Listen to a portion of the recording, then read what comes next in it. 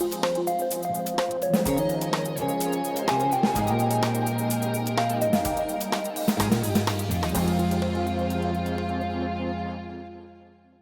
right, well, this week we're going to tackle a couple very different topics from one another.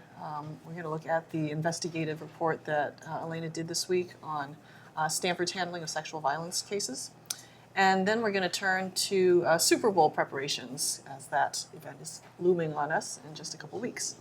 Elena, let's start with your investigation. This has been a story you've been reporting for a couple months, very complex, about 4 women who alleged they were assaulted by the same Stanford student at Stanford, and how the university handled that. How did you first get into this story in the first place? I know you've been covering sexual assault for a while at Stanford.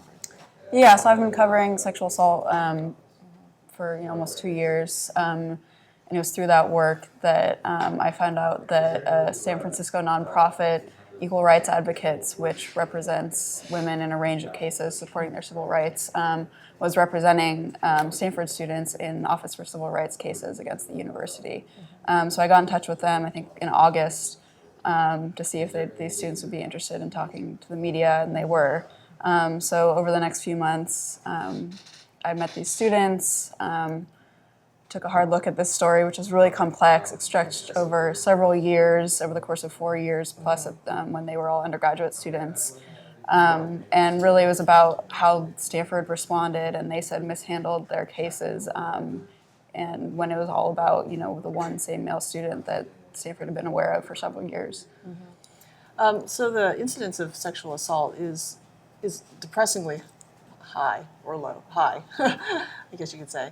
It's 1 out of 5, according to several research studies. What did you find out during your investigation with these students as to, the prevalence of like repeat offenders, how universities tend to handle these cases? I wish I had the statistics, but repeat offenders are common. But there's also the issue, which I think came out in each of these women's cases, and it would have been true if they were just individual cases, not with the same student, the same perpetrator, is that something can happen. One of the women, is an encounter involving alcohol, not really being a freshman, not being sure what happened, what's normal, what's not, what you're supposed to do when something like that happens. And so that woman in that case never reported it at the university, and I think it took her a while to realize what had really happened. And I think that's really common, and more common than a repeat offender that's really serious is these acquaintance instances where there's typically alcohol involved, might be someone and it's really hard to distinguish where that line is, particularly when it's also a university looking back at something and trying to evaluate what happened. Yeah. There's so many layers here. One of them you just pointed out, which is norms. How do people know what they should be reporting, when they should be reporting it? There's the complexities of just that they were in the same social groups, or there were social groups that are overlapping, and how do you navigate that? Let's take a look though at the official process. So you say, so the first girl who alleged she was assaulted by this person, Robert, identified in our story, that's his pseudonym. So she didn't report it, but others did. Where did students turn when they felt like they wanted to elevate this complaint that they had? Most of them actually, interestingly, reported to residential deans, who are obligated to, if they receive reports of sexual violence, to pass that along to the Title IX office. One woman did tell a CAPS counselor, and that's the Counseling and Psychological Services, but they're confidential, so they're not required to report incidences like that. But that woman and 2 of the other women informed their residence deans.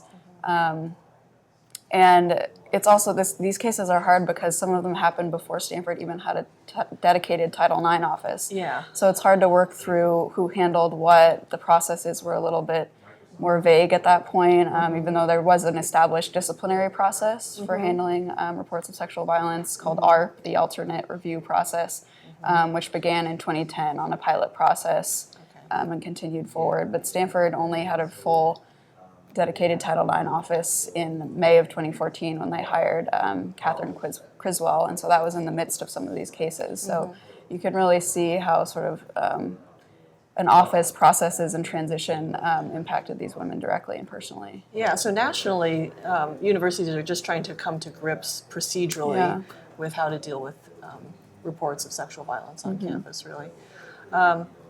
So I was noticing that there's a number of different options that the women had, and those in and of themselves, just as an outsider, sound a little bit confusing. So I thought we could just touch upon that. There's they obviously could report the assault to the campus police. Yes. That's one thing. Yeah. Now that's completely separate from the Title IX office. Yeah, either reporting to campus police or filing an official police report. Any legal proceedings, criminal proceedings would go forward separately of a Title IX process. And for students, really, I mean, there's always this question that happened on the story we posted this morning. One of the first comments is always, why are the cops not handling this? And universities are obligated under Title IX to address any allegations of sexual violence. And if a student, is concerned that they've been raped by another student and they need a no contact order, or they don't want to run into this person in class, or accommodations like that, they have to be provided by the university. So a student really does need to go to their university when this kind of a thing happens to seek those kind of remedies. But yeah, they can file a police report, they can file an official report, they can do nothing. And there's also no set period of time for reporting to the university. Obviously, it's a lot easier to investigate immediately when something happens, but in most of these women's cases, it took them a while to report. Yeah. And with the Title IX office, there's actually two distinct processes within that as well, or at least there's administrative remedies versus the ARP. Right, so there's this thing called a non-hearing resolution, which if both parties involved agree on the outcome and the sanctions or the punishments and accept that, they agree to that resolution and can proceed without going forward to the full disciplinary process, which involves a hearing and appeals and is much more lengthy and consuming. So that happened in this case where the male student, Robert, and the women agreed on certain consequences for him, including a campus ban. He can't attend alumni events, things like that. And those were remedies available without going forward with the full process. If they had wanted to stop him from graduating or withhold his degree, something like that, they would have had to go through the full process. I had a couple of questions, kind of stepping back. The university has now put in something in place where the students are supposed to be trained or fill out some sort of online, it's almost like a workbook that related to what definitions are of consensual and non-consensual sex and things like that. And I wondered if there's anything available to, as part of that package, to women or to anyone, even men, who might be potential victims. So in other words, do they have anything in there to educate them about the importance of reporting early and not to feel guilt about that? Is there anything like that available early I haven't on? seen, that they have implemented new education and orientation for freshmen and also graduate students, and I haven't seen it, so I don't know how detailed it is. I have heard that it's sort of a, like a driver's ed, check off the box sort of thing that isn't as engaging in the right ways that would get people to really understand why these issues are important, and also the nuances of things like that. Right. So I haven't seen it personally, so I don't know. One of the things, there's a couple of things that really make me very angry about this whole thing, and that is, as being a college student in the past, in the 1970s, the rates of women who were assaulted at that time were like 1 out of every 4, okay? Why is it still like this all these decades later? And to my mind is, when you mentioned something about driver's education, like a DMV test, if you don't understand the meaning of the word stop, you have no business driving a car. You can't be excused, okay, for saying, well, I didn't know it meant stop. I thought it meant I could just roll on through, right? So there has to be something on the punishment side that's equally as enforcing as, to make it very clear to students, if you do this, this is where you're going to end up. And I don't think that the university has, it doesn't seem like it's stepped up to the plate, and it doesn't seem that like society has done that either. Everybody keeps pussyfooting around this whole thing and saying, oh, well, we have to train them to understand the differences, right? Why do we have to train them? They should already know this. Well, there's something about sexual assault that sort of clouds people's perceptions about what should be done. I think that sort of imbues the whole process and sanctioning and policy, because, you know, if a student violently attacked physically another student, or you know, something very obvious that's wrong and that they should probably not be a member of that campus community anymore, there's no question about it. But when sex and alcohol is introduced, and there's this he said, she said, and it wasn't just a misunderstanding, all these sort of misperceptions about it get introduced into it, there's just, it doesn't end up well for the students involved, and it's really hard to sort of parse through that. Right. I just still take a kind of a hard stance about the stop means stop. Yeah. And if the campus really wants to, if a campus, any campus, really wants to make that clear, that should be part of their education package, to make it very clear. It doesn't have to be all clouded and couched in all this other jargon. It just needs to be said straight out. Now, in the case of this particular individual who was involved, there are at least, that you wrote about, 4 women who were assaulted, and in some cases allegedly assaulted. Yeah, thank you. And in some cases pretty violently, you know, where there was even a choking incident. So how does the university kind of, you know, skirt around that whole thing? And to me, this was such a huge mess that they, even with a no contact order against this guy, they still put this woman, one of the victims, in the same housing as this alleged perpetrator. Yeah, so we should talk now about Stanford's response to your inquiries and what they've said about the ability that they have to disclose information. Yeah, so I've written many stories about sexual assault at Stanford and always ask for comment, and you always get the same answer, is that they cannot comment on any specific cases due to student privacy laws, this law known as FERPA, which there was actually a really interesting New York Times Magazine story this week that anyone who cares about this topic, I recommend reading, about universities really hiding behind that law as an excuse not to release documents that the public should be able to have about sexual assault cases in particular. So it sort of depends. Yes, they are following the law when they say that, and it puts them in a difficult position. You don't want to be litigated against. Right. Or you could be cynical and say it's easy for them to just give that answer, and then they don't have to step up and respond to these cases.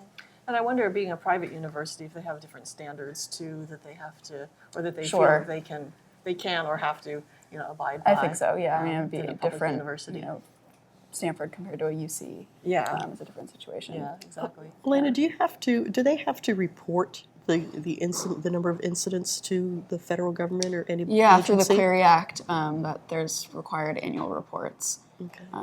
But there's sort of, you've looked at those reports with different categories, versus, you know, sexual battery or fondling, and it's hard to sort of figure out what happened. But they are required to report that. One of the things that you also mentioned is that in your story is that Stanford has a reportedly very narrow definition of sexual assault that's different from other universities. How do some of the other universities look at sexual assault? So Stanford narrowed its definition, I think in the fall of 2014, or it was pretty recently, and it was without any real public discussion. And they changed it to, actually wrote it down in case this came up, it would only penetration through forced duress, incapacitation, rather than penetration and unwanted sexual touching. So it made it so a pretty extreme, what you really think of as rape would be considered sexual assault, which some faculty members and activists think was done because this proposal to make expulsion the default sanction for people found responsible for sexual assault was on the table. And if you make the definition of sexual assault much narrower, then that makes that a little bit easier to say that we'll expel anyone found guilty of this.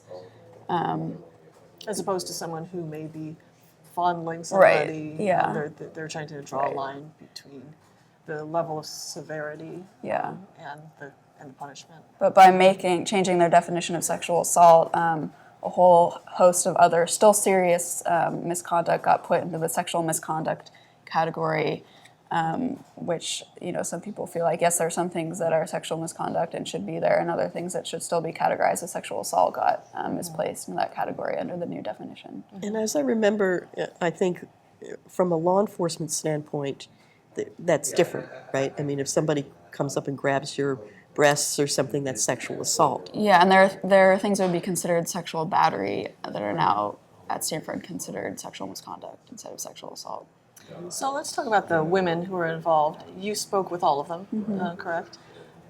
What was your general impression of kind of the experiences that they had gone through? Was anything surprising to you that they revealed about dealing with Stanford, dealing with the processes, or just how it was that they moved through what they had experienced and the recovery from that? Yeah, I mean, there wasn't anything surprising. I mean, sadly, it's a pretty familiar story at this point. They really felt like, they bore the burden of all of this. One of them ended up taking 2 leaves of absence, and one other one took a leave too. Their sort of just whole tainting of their college experience,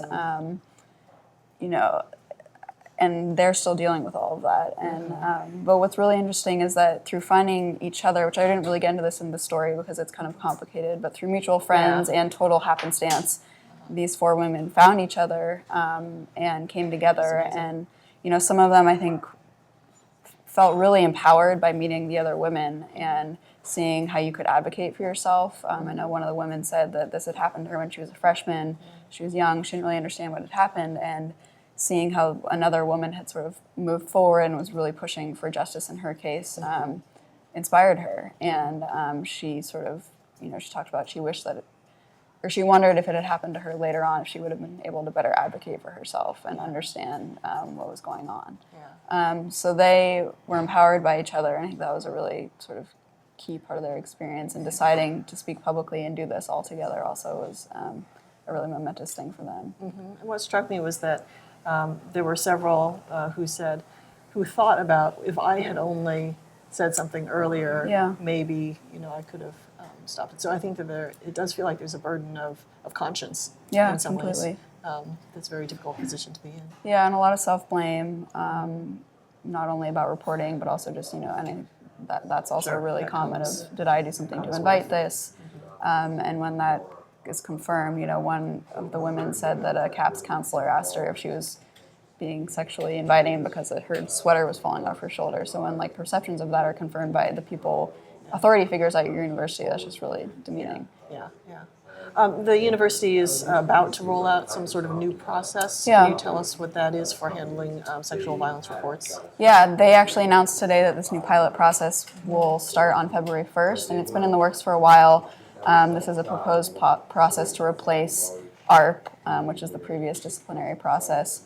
It's supposed to be streamlined, less burdensome, and there's a lot of sort of intricate details to how, but I think it is an improvement. There are still some issues that people have brought up with it, and the press release that the university put out today actually addressed all of those one by one, which I thought was pretty admirable. They went through, here are the concerns that we've received through a feedback period, and our response to them, which I thought was more transparent than they've been in the past. Was this new plan a result of the task force that had been set up? Yeah. The provost convened a task force in 2014 to review sort of policies, procedures, everything Stanford does related to sexual assault and make recommendations. And they recommended this new process. So it's not exactly what they proposed, but it was based off of that. Yeah. Okay. Yeah. Do you think there's a need, perhaps? I know I saw the figure 121, I think it was, in terms of universities where there have been these high numbers of sexual assaults. Is that what the number was? Was that the Office for Civil Rights Investigations? I think so, yeah. So my question is that if there is, most of these universities receive federal funding in one form or another for research. If you do that and there's basically, there's plagiarism rules in place that you have to report and show how you do something about plagiarism if you take federal funding, for example. Could there not be also some sort of federal rules that are set up that would be uniform in terms of that universities, anybody taking money from the government has to apply. So if you wanted to have, if the federal government said, for example, you have to be if you have these cases, there has to be expulsion, or maybe you have a two-tiered program of expulsion, or less, for lesser offenses, something else, that maybe there should be something more uniform rather than leaving this up to universities. Yeah, I've heard that as a proposal, and that there could also be a, OCR, the federal government says, here's the streamlined, or the uniform sanctions, uniform reporting processes, uniform, just let's all do it in one same way, because it also is really hard to compare universities' data and stuff like that on this. And the other thing is about it too is that you have, there's so many inconsistencies and so many layers of bureaucracy within each institution. So if it is streamlined, and then I think maybe when your federal funding is contingent upon you doing something, being active, you might have university, being a little bit more proactive. It's maybe a little bit easier to get to the big picture if you have a uniform reporting standards and comparable data. Yeah. Well, thanks, Elena. This has been a good discussion. We're going to do a total mind shift now. Follow us, people, to the Super Bowl. Super Bowl 50 is going to be held in Levi Stadium, February 7th, 3:30 in the afternoon in Santa Clara. So even though it's happening down there, the AFC championship team will be practicing up at Stanford, and all of the cities in this area are preparing for hordes of people to come in and possible dangers, threats, and that kind of thing. So Sue, you talked to some of the emergency personnel in town to get us kind of overview of what they're doing right now. Yes, they're just going to be doing basically more of the same of what they already have started to do, and that is to work collaboratively and regionally. That's something that's been in the process for quite some time in this area, with Palo Alto really being the leaders, and in particular Ken Duker and our Office of Emergency Services. Thank you. And so I think that what they're doing is they just have this very broad, they've had lots of drills, they've had lots of work together, lots of collaborative discussions, a big communication system that's coming out of Santa Clara, so that, and we will be part of that, in that will be our go-to place rather than everybody going to a particular poor little besieged PIO or public information officer. So all the journalists will be calling this one communication center. Yeah, that's the idea, and that's also, they also have a way that you can get Nixle alerts, so any residents can get on there, or any visitors can get on and find out about traffic issues, or terrorist threats, or whatever it is that might be happening, storms. Do you know when that alert system is going to be activated? Is this just for Super Bowl Sunday, or is it going to be the week coming up? I'm not really sure, but I think it should be activated during this whole week, and especially on Super Bowl. Yeah. I mean, basically, when the events start happening on the week of Super Bowl week, that should start kicking in. I believe that's it's in your story. They recommend that you text a certain code to. Yeah, you text to a certain number. I forget what it is, like SB50. Yeah, SB50. But it's just interesting to see all of the different parts and how they've come together. One of the things that I thought I would investigate that probably doesn't stand out in most people's minds are the communicable diseases.